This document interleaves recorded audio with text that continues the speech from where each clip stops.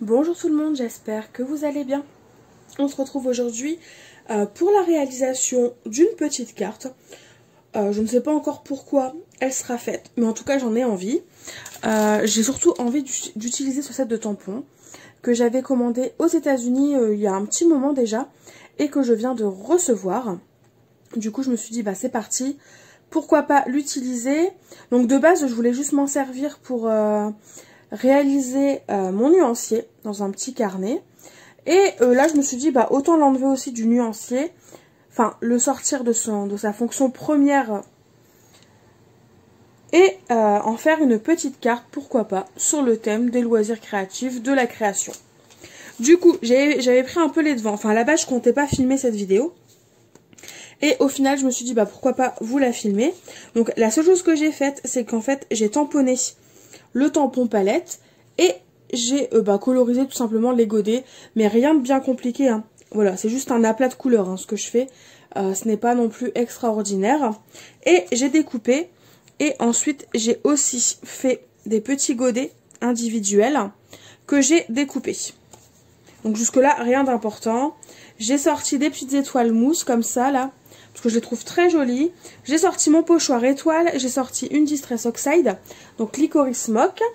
J'ai aussi fait des petits feuillages en blanc, parce que je me dis que ça peut être sympa, pourquoi pas. J'ai sorti mon pinceau applicateur de peinture et la peinture argentée, donc de chez PBO, la numéro 039. Pourquoi pas, pour faire ressortir les étoiles. Je ne sais pas encore vers quoi je me dirige, mais on va voir et on va réaliser cette carte ensemble. Donc j'ai préparé un papier. Et ben comme d'habitude, j'ai envie de vous dire, on va faire des petites tâches, hein, c'est parti. Donc je mets mon encre sur ma table. J'ai prévu un deuxième papier si j'ai trop d'encre. Comme ça, je ne gaspille pas parce que vous savez que je déteste ça. Et je vais tout simplement prendre un pinceau avec de l'eau.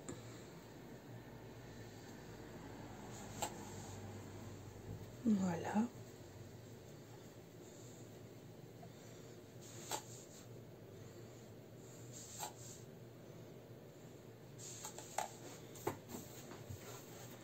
Et c'est parti, j'applique mon papier pour faire une tache. Voilà, ça me convient. Comme vous voyez, il me reste de l'encre, donc je fais avec mon deuxième papier, pas de perte, ou du moins le moins possible. Le matériel, ça coûte bien assez cher pour qu'on le gaspille. Mon fond est sec, enfin du moins mes petites taches d'encre sont sèches. Du coup, ce que je vais faire maintenant, je vais prendre mon petit pochoir et je vais appliquer tout simplement de la peinture. Hop! Et pour ça, j'utilise tout simplement un applicateur d'encre de la marque Nelly's Joyce. Et du coup, je fais des petits cercles. Et j'applique ma peinture.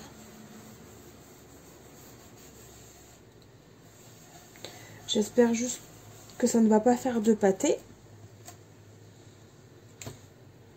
Non, ça va, c'est bien. Je vais en rajouter ici.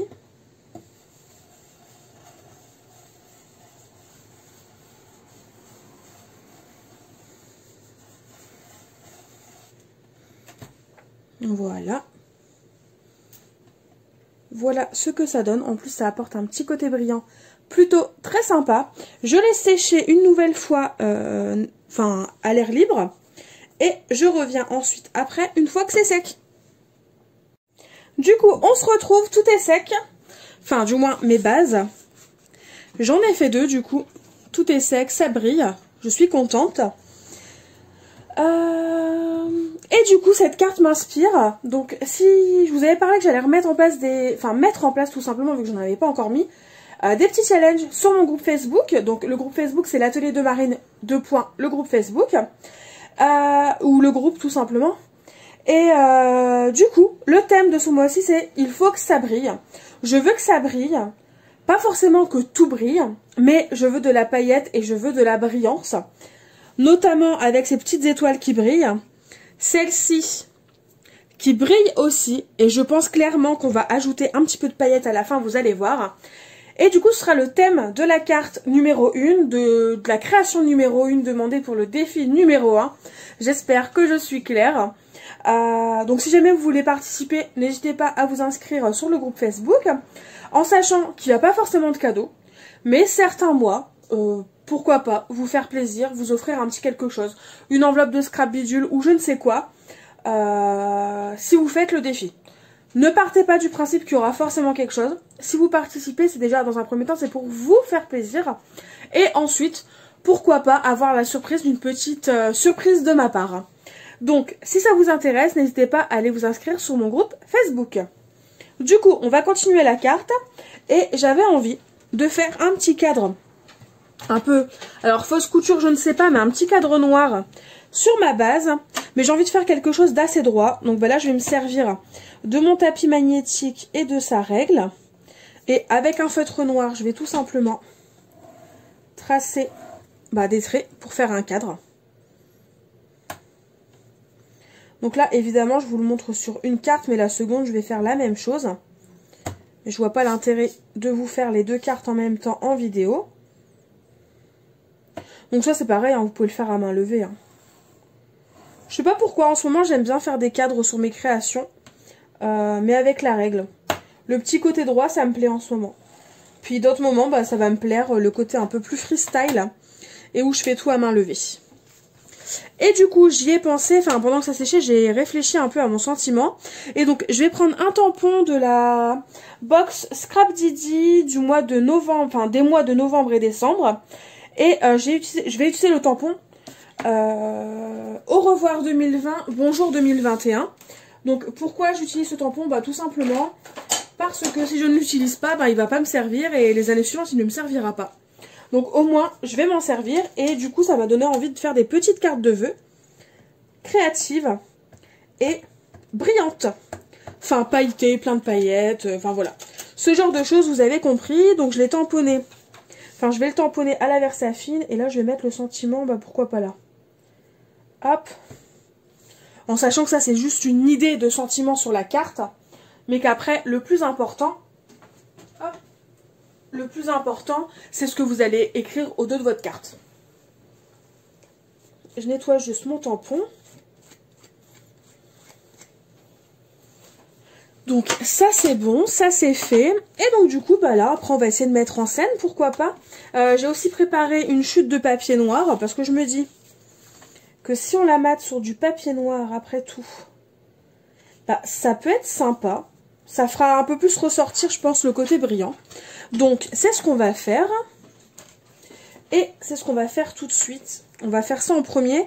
Comme ça, après, on pourra mettre en scène notre palette d'aquarelle. Et le reste en 3D. Et ça ne gênera en rien le matage de la carte. Du coup, je me disais, pourquoi pas, là, ma mousse 3D, elle est là, mettre la palette en 3D. Bon, je vais prendre celle-ci, par exemple. C'est vrai que j'en avais fait plusieurs, mais celle-ci, ça me va. On va prendre des pastilles de couleurs qui sont assorties avec la palette, tant qu'à faire. Celui-là, c'est assorti.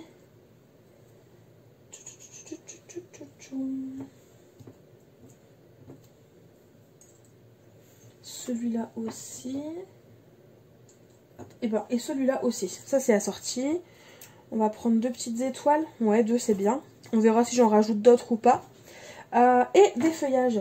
Tant qu'à faire, ce sera aussi sympa. Hop. Ouais, ça, c'est bien. Et donc, je vais mettre tout simplement ma petite palette colorée sur mousse 3D. Parce que je pense que ça peut être sympa. Je l'imagine bien là, en plein milieu. On va y mettre des petits feuillages. Ça peut être sympa.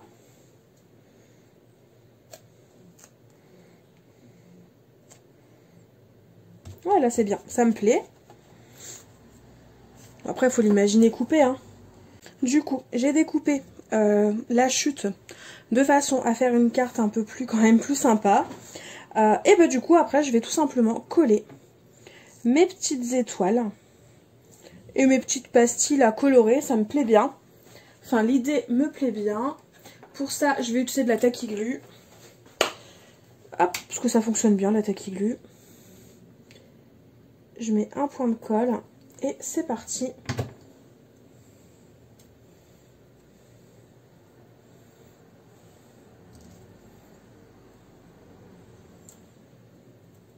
Hop.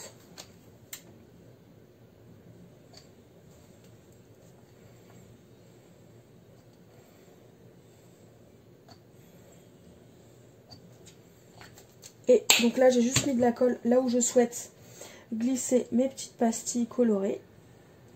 Et je les laisse plus ou moins dépasser en fait. Mais je suis pas... Enfin, vous êtes pas obligé... Enfin, je dis vous, mais... J'ai pas forcément envie de mettre toutes les pastilles sous ma palette. Ça me plaît bien là. Ça me plaît vraiment bien.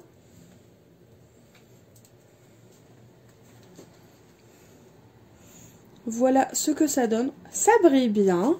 Ça me plaît bien. C'est créatif.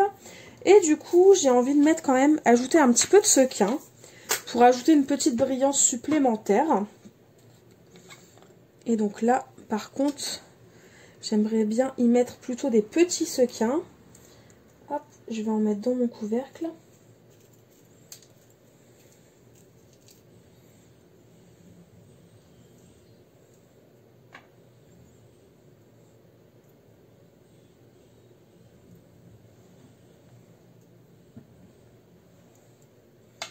Donc là, je vais mettre les petits sequins là holographiques qui brillent vraiment de mille feux. Et par contre, là, je vais juste prendre un tube de colle de précision parce que là, il va falloir de la précision pour pouvoir coller. Donc, on va en mettre un là.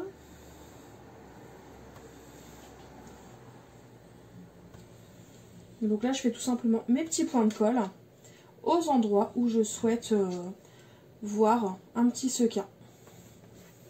Une fois que j'ai mis mes points de colle, eh bien, je referme mon petit flacon. Et ensuite, je viens tout simplement positionner mes petits sequins. Alors, c'est pas le plus simple. J'avais un petit outil là qui permettait d'attraper.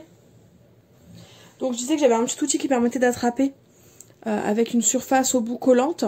Donc, c'est de chez, je ne sais plus de chez qui c'est. Normalement, c'est pour les bijoux. Bon, je l'ai retrouvé. Du coup, je vais m'en servir et je pose tout simplement mes petits sequins aux endroits où j'ai mis de la colle.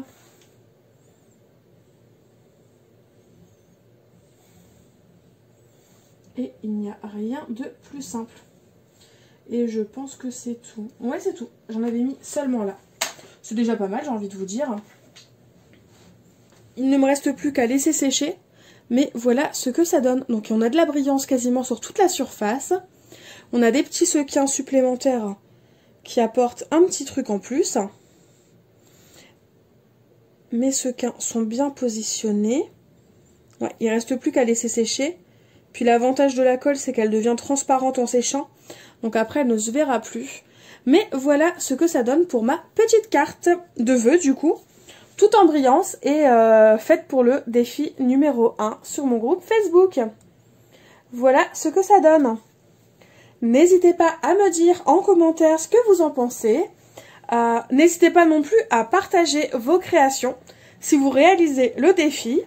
Et sinon, en attendant de nouvelles vidéos, je vous fais tout simplement de gros bisous et je vous dis à très vite. Bye bye!